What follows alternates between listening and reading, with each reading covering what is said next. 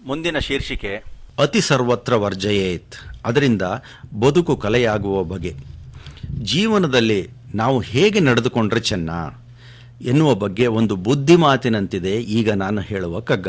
ನಾವು ಶ್ರೇಷ್ಠವೆಂದುಕೊಂಡಿರುವ ಯಾವುದೇ ಗುಣವಾದರೂ ಅದು ಒಂದು ನಯವಿಧಿಗೆ ಒಳಪಡದಿದ್ದರೆ ಶ್ರೇಷ್ಠ ಪರಿಣಾಮವನ್ನು ಉಂಟು ಮಾಡಲಾರದು. ಕಗ್ಗ ಹೀಗಿದೆ: ಸ್ಮಿತವಿರಲಿ ವದನದಲ್ಲಿ, ಕಿವಿಗೆ ಕೇಳಿಸದಿರಲಿ, ಹಿತವಿರಲಿ ವಚನದಲ್ಲಿ, ಋತವ ಬಿಡದಿರಲಿ, ಮಿತವಿರಲಿ ಮನಸ್ಸಿನುದ್ವೇಗದಲ್ಲಿ, ಭೋಗದಲ್ಲಿ, ಅತಿ ಬೇಡವೆಲ್ಲಿಯೂ ಮಂಕುತಿಮ್ಮ. ಎಷ್ಟು ಚೆನ್ನಾಗಿ ಹೇಳಿದ್ದಾರೆ ಅಂತಂದರೆ, ನಗು ಯಾರಿಗೆ ಬೇಡ ಸ್ವಾಮಿ? ಅಂದರೆ ಮಂದಹಾಸ, ಅಟ್ಟಹಾಸ ಆದರೆ ಅದರ ಪರಿಣಾಮ ನಗುವಿನ ಪರಿಣಾಮಕ್ಕಿಂತ ಬೇರೆಯೇ ಆದೀತು. ಅದು ದೇಶಾವರಿ, ಬೂಟಾಟಿಕೆಯ ನಗು ಆಗಬಹುದು. ಆದ್ದರಿಂದ ವದನದಲ್ಲಿ ಸ್ಮಿತವಿರಲಿ, ಮುಖದಲ್ಲಿ ಮಂದಹಾಸ ಇರಲಿ, ಆದರೆ ಕಿವಿಗೆ ಕೇಳಿಸುವಂತೆ ಅಥವಾ ಅಪ್ಪಳಿಸುವಂತೆ ನಗುವುದು ಬೇಡ ಅಂತ ಹೇಳ್ತಾರೆ. ಸತ್ಯ ಹೇಳುವುದು ಯಾರಿಗೆ ಬೇಡ? ಹಿತವಿರಲಿ ವಚನದಲ್ಲಿ, ಋತವ ಬಿಡದಿರಲಿ. ಸತ್ಯವು ಋತದ ವಾಗ್ರೂಪ. ಸತ್ಯವಚನಕ್ಕೆ ಒಂದು ವಿಧಾನ ಉಂಟು. ಎಷ್ಟೋ ಮಾನುಷ ಸನ್ನಿವೇಶಗಳಲ್ಲಿ ಸತ್ಯ ನಿಷ್ಠುರವಾಗಿ ತೋರುವುದುಂಟು. ಖಂಡಿತವಾದಿ, ಲೋಕವಿರೋಧಿ ಗಾದೆಯಿದ್ದರೂ ನಿಷ್ಠುರತೆಯನ್ನು ಸ್ವಲ್ಪ ಮಟ್ಟಿಗೆ ಕಳೆದು ಹಾಕಿ ಸೌಮ್ಯ ರೂಪದಲ್ಲಿ ಸತ್ಯವನ್ನು ತೋರಿಸಬೇಕು. ಅದಕ್ಕೋಸ್ಕರವೇ ಹಿತವಿರಲಿ ವಚನದಲ್ಲಿ, ಋತವ ಬಿಡದಿರಲಿ ಅಂತ ಹೇಳಿದ್ದು. ಮನಸ್ಸನ್ನು ಉದ್ವೇಗಗೊಳಿಸುವ ಸಂದರ್ಭಗಳು ಎಷ್ಟೋ ಬರುತ್ತವೆ. ಅವು ನಮ್ಮನ್ನು ಮೈಮರೆಸುತ್ತವೆ. ಹಾಗೆಯೇ ಭೋಗದ ಸಮಯದಲ್ಲೂ ಕೂಡ ಮೈಮರೆಯುವ ಸಾಧ್ಯತೆಯೇ ಜಾಸ್ತಿ. ಅಂಥ ಸಂದರ್ಭದಲ್ಲಿ ಜೀವ ಸಾರ್ಥಕ್ಯದ ಮಾರ್ಗ ಕಾಣಿಸೋದಿಲ್ಲ, ಮರೆಯಾಗ್ಬಿಡುತ್ತೆ. ಮನಸ್ಸಿನ ಉದ್ವೇಗ ಮತ್ತು ಭೋಗಾಕಾಂಕ್ಷೆಯಲ್ಲಿ ಜೀವನದ ಉದ್ದೇಶವನ್ನು ಮರೆಯಬಾರದು. ಮತ್ತು ಅವುಗಳಲ್ಲಿ ಮಿತ ಇರಲಿ ಅಂತ ಹೇಳ್ತಾರೆ. ಯಾವುದು ಅತಿಯಾಗದಿರಲಿ. ಮಿತವಿರಲಿ ಮನಸ್ಸಿನುದ್ವೇಗದಲ್ಲಿ, ಭೋಗದಲ್ಲಿ, ಅತಿ ಬೇಡವೆಲ್ಲಿಯೂ ಮಂಕುತಿಮ್ಮ. ಅತಿ ಸರ್ವತ್ರ ವರ್ಜಯೇತ್. ಮಿತ ಪ್ರವರ್ತನೆಯೇ ಗುಣಸಾರ್ಥಕ್ಯದ ಮಾರ್ಗ ಅಂತ. ಇದಕ್ಕೆ ಒಂದು ಕತೆ ಥರದ್ದು ಹೇಳ್ಬಿಡ್ಬೇಕಲ್ಲ. ಗುರುರಾಜ್ ಕರ್ಜಿಗೆಯವರು ಹೇಳ್ತಾರೆ, ಬದುಕು ಕಲೆಯಾಗುವ ಬಗೆ ಅಂತ. ದಯವಿಟ್ಟು ಒಂದು ಸಣ್ಣ ಪ್ರಯೋಗಕ್ಕೆ ಸಿದ್ಧರಾಗಿ. ನೀವು ಇದ್ದಲ್ಲೇ ನಿರಾಳವಾಗಿ ಕುಳಿತುಕೊಳ್ಳಿ. ನಿಧಾನವಾಗಿ ಕಣ್ಮುಚ್ಚಿ. ನಿಮ್ಮ ಕೈ ಬೆರಳ ತುದಿಯಿಂದ ಅತ್ಯಂತ ಸಾವಕಾಶವಾಗಿ ನಿಮ್ಮ ಮೂಗಿನ ತುದಿಯನ್ನು ಮುಟ್ಟಿ. ಅದು ಮುಟ್ಟಿದೆಯೋ ಇಲ್ಲವೋ ಅನ್ನುವಷ್ಟು ಹಗುರವಾಗಿರಲಿ. ಒತ್ತಡ ಖಂಡಿತ ಬೇಡ. ಸಾವಕಾಶವಾಗಿ ಬೆರಳನ್ನು ಮೂಗಿನ ಕೆಳಗೆ ತುಟಿಯ ಮೇಲಿನ ಭಾಗದಲ್ಲಿ ಸರಿಸಿ. ನಂತರ ತುಂಬ ನಿಧಾನವಾಗಿ ಹಾಗೆಯೇ ಕೆನ್ನೆಯ ಮೇಲೆ, ಬಳಿಕ ಕಿವಿಯ ಹಾಲೆಯ ಮೇಲೆ ಬೆರಳಾಡಿಸಿ. ಬೆರಳು ಹೇಗೆ ಮೃದುವಾಗಿ ಚಲಿಸಬೇಕು ಗೊತ್ತೇ? ಆಗಸದಲ್ಲಿ ನಿಧಾನವಾಗಿ ತೇಲಿ ಬರುವ ಗರಿಯಂತೆ. ತನ್ನ ತೂಕವಿಲ್ಲದ ತೂಕವನ್ನು ಹಗುರಾಗಿ ಹೂವಿನ ಮೇಲೆ ಇಳಿಸುವ ಚಿಟ್ಟೆಯಂತೆ. ಹೂವಿನ ಕಿವಿಯಲ್ಲಿ ಗುನುಗುತ್ತಾ ಅದಕ್ಕೆ ಒಂದು ಚೂರೂ ತೊಂದರೆಯಾಗದಂತೆ ತನ್ನ ಮೂತಿಯ ಕೊಳವೆಯನ್ನು ತೂರಿಸಿ ಅಮೃತವನ್ನು ಹೀರಿ ನಂತರ ಕೃತಜ್ಞತೆಯಿಂದ ಸಿಹಿ ಮುತ್ತನ್ನಿತ್ತು ಹಾರಿ ಹೋಗುವ ದುಂಬಿಯಂತೆ. ಬೆರಳು ಹೀಗೆ ಸರಿಯುವಾಗ ಅದೆಷ್ಟು ಸಂತೋಷ ಆಗುತ್ತೆ ಗೊತ್ತಾ ನಿಮಗೆ? ಮುಖದ ಮೇಲೆ ಕೂದಲು ನಿಮಿರಿ ನಿಲ್ಲುತ್ತೆ. ಇದೇ ರೋಮಾಂಚನ ಅಲ್ಲವೇ? ಅದೇ ಬೆರಳನ್ನು ಮೂಗಿಗೆ, ಕೆನ್ನೆಗೆ ಅಥವಾ ಕಿವಿಗೆ ಒತ್ತಿ ಹಿಡಿದು ಗಸಗಸ ತಿಕ್ಕಿ. ಆಗ ರೋಮಾಂಚನ ಆಗೋದಿಲ್ಲ, ಮೂತಿ ಕೆಂಪಗಾಗುತ್ತಷ್ಟೆ. ಮೊದಲನೆಯದ್ದು ಸ್ಪರ್ಶ, ಎರಡನೆಯದ್ದು ಘರ್ಷಣೆ. ಸ್ಪರ್ಶ ಹಿತ ನೀಡುತ್ತೆ, ಘರ್ಷಣೆ ಕಿರಿಕಿರಿ ಮಾಡುತ್ತೆ. ಅಂದರೆ ಯಾವುದನ್ನು ನವಿರಾಗಿ, ಸರಸವಾಗಿ, ಮೃದುವಾಗಿ ಮಾಡುತ್ತೇವೋ ಅದು ಸಂತೋಷವನ್ನು ಕೊಡುತ್ತದೆ. ಇದು ಎಲ್ಲರಲ್ಲೂ ಬರಬೇಕು. ಕೆಲವರ ನಡೆ ಎಷ್ಟು ಸುಂದರ! ಅವರು ನಡೆದು ಬಂದರೆ ಹಂಸ ತೇಲಿ ಬಂದ ಹಾಗೆ. ರಷ್ಯನ್ ಬ್ಯಾಲೆಯ ಸುಂದರಳಾದ ನರ್ತಕಿ ತುದಿ ಕಾಲಿನ ಬೆರಳ ಮೇಲೆ ನಡೆದು ಹಾರಿ ಬಂದ ಹಾಗೆ ಇರುತ್ತೆ.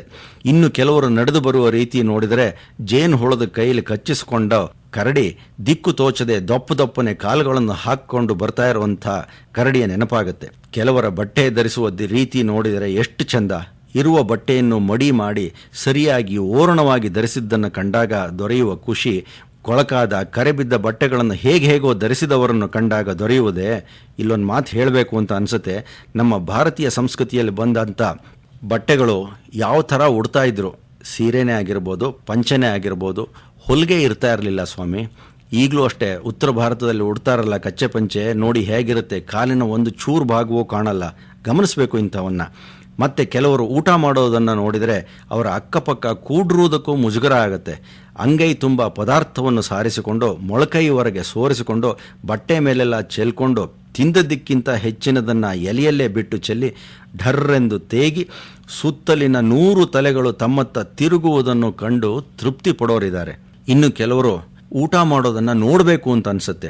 ತುದಿ ಬೆರಳುಗಳಿಂದ ಎಷ್ಟು ಬೇಕೋ ಅಷ್ಟು ತಗೊಂಡು ಅದನ್ನೇ ಪೂರ್ತಿ ತಿಂದು ಯಾವುದನ್ನು ವ್ಯರ್ಥಗೊಳಿಸದೆ ಉಂಡ ಎಲೆ ಹೊಸ ಎಲೆ ಅನ್ನುವರಷ್ಟರ ಮಟ್ಟಿಗೆ ಶುಚಿಯಾಗಿ ಊಟ ಮಾಡುವವರನ್ನು ಕಂಡಾಗ ಊಟ ಮಾಡುವುದು ಕೂಡ ಒಂದು ಕಲೆ ಅಂತ ಅನ್ನಿಸದೇ ಇರೋದು. ಕೆಲವರು ಮಾತನಾಡುವಾಗ ಶಬ್ದಾಘಾತ ಕಿವಿಗೆ ಅಪ್ಪಳಿಸುತ್ತೆ, ಆದರೆ ಹೃದಯವನ್ನು ತಲುಪುವುದಿಲ್ಲ. ಹೊಟ್ಟೆ ಕುಣಿಸಿ ಬಾಯಿ ಅಗಲಿಸಿ ಊರಿಗೆ ಕೇಳುವಂತೆ ಕಂಠದಲ್ಲೇ ಧ್ವನಿವರ್ಧಕವನ್ನು ಇಟ್ಟುಕೊಂಡವರಿಗೆ ತಮ್ಮ ಮಾತುಗಳು ಬೇರೆಯವರಿಗೆ ಅವಶ್ಯಕವಿಲ್ಲ ಎಂಬ ಚಿಂತನೆ ಬರೋದೇ ಇಲ್ಲ. ಒಂದು ಸಲ ಹೀಗಾಯ್ತಂತೆ, ಪರ್ವತವಾಣಿಯವರು ಮಾತಾಡ್ತಿದ್ದಾಗ ಅವ್ರ ಗಂಟ್ಲು ತುಂಬ ಜೋರೇನೆ. ಯಾರೋ ಒಬ್ಬರು ಪ್ರೇಕ್ಷಕರು ಹೇಳಿದರಂತೆ, ಇಲ್ಲಿವರೆಗೂ ಸಮಾರಂಭಕ್ಕೆ ಬಂದು ಯಾಕೆ ಮಾತಾಡ್ತೀರಾ ಸ್ವಾಮಿ, ನಿಮ್ಮ ಮನೆಯಲ್ಲೇ ಕೂತ್ಕೊಂಡು ಮಾತಾಡಿ, ಇಲ್ಲಿಗೆ ಕೇಳಿಸುತ್ತೆ ಅಂತ. ಅವಾಗ ಅವರು ಅಂದ್ರಂತೆ ಪರ್ವತವಾಣಿಯವರು, ಅದು ಹಾಗಲ್ಲಪ್ಪ, ನಾನು ಅಲ್ಲೇ ಕೂತ್ಕೊಂಡು ಮಾತಾಡಿದ್ರು ಇಲ್ಲಿ ಕೇಳಿಸುತ್ತೆ, ಆದರೆ ದಾರಿ ಮಧ್ಯದಲ್ಲಿ ಕೆಲವರು ಜನಗಳೆಲ್ಲ ಇರ್ತಾರಲ್ಲ, ಅವ್ರಿಗೆಲ್ಲ ತೊಂದರೆ ಆಗೋದಿಲ್ವೇ ಅಂತ. ಮತ್ತೆ ಕೆಲವರು ಮಾತಾಡಿದರೆ ಮೈ ಕೈಯೆಲ್ಲ ಕಿವಿಯಾಗುತ್ತದೆ, ಎಲ್ಲಿ ಒಂದು ಅಕ್ಷರ ಕಳೆದು ಹೋದೀತೋ ಎಂದು ಕಾತುರರಾಗಿರ್ತಾರೆ.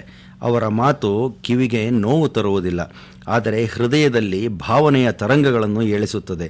ಈ ಎಲ್ಲ ಮಾತುಗಳ ಹಿಂದಿನ ಭಾವ ಒಂದೇ.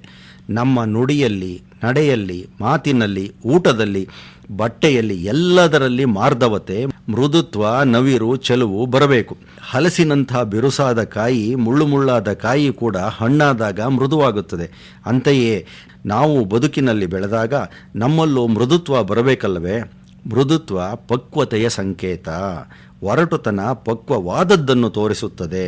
ನಮ್ಮ ಬದುಕಿನ ಪ್ರತಿಕ್ಷಣದ ನಡೆಯಲ್ಲಿ ಈ ಸೊಗಸು, ಪ್ರೀತಿ, ನವಿರು, ಮೃದುತ್ವ ಬಂದರೆ ಬದುಕೆ ಕಲೆಯಾಗುತ್ತದೆ, ಸುಂದರವಾಗುತ್ತದೆ, ಸರ್ವರಿಗೂ ಪ್ರಿಯವಾಗುತ್ತದೆ, ಉಳಿದವರಿಗೆ ಮಾದರಿಯಾಗುತ್ತದೆ. ಅದೇ ಸಂಸ್ಕೃತಿಯಾಗುತ್ತೆ. ಅದಕ್ಕೆ DVG ಅವರು ಹೇಳಿದ್ದು, ಸ್ಮಿತವಿರಲಿ ವದನದಲ್ಲಿ ಕಿವಿಗೆ ಕೇಳಿಸದಿರಲಿ, ಹಿತವಿರಲಿ ವಚನದಲ್ಲಿ ಋತವ ಬಿಡದಿರಲಿ, ಮಿತವಿರಲಿ ಮನಸ್ಸಿನುದ್ವೇಗದಲ್ಲಿ ಭೋಗದಲ್ಲಿ, ಅತಿ ಬೇಡವೆಲ್ಲಿಯೂ ಮಂಕುತಿಮ್ಮ. ಯಜುರ್ವೇದದಲ್ಲಿ ಒಂದು ಮಾತು ಬರುತ್ತೆ, ವಾಚಸ್ಪತಿ ವಾಚನ್ನ ಸ್ವದತು. ವಾಚಸ್ಪತಿಯು ನಮ್ಮ ಮಾತುಗಳನ್ನು ಮಧುರಗೊಳಿಸಲಿ ಎಂದು ಈ ಸೂಕ್ತದ ಅರ್ಥ. ತೋಚಿದ ಮಾತನ್ನೆಲ್ಲ ಆಡುವ ನಮ್ಮ ಅಭ್ಯಾಸದಿಂದಾಗಿ ಮನೆಗಳು ಕೆಡುತ್ತವೆ, ಮನಗಳು ಒಡೆಯುತ್ತವೆ, ತೊಂದರೆಗಳನ್ನು ನಮಗೆ ನಾವೇ ಬರಮಾಡಿಕೊಳ್ಳುತ್ತೇವೆ.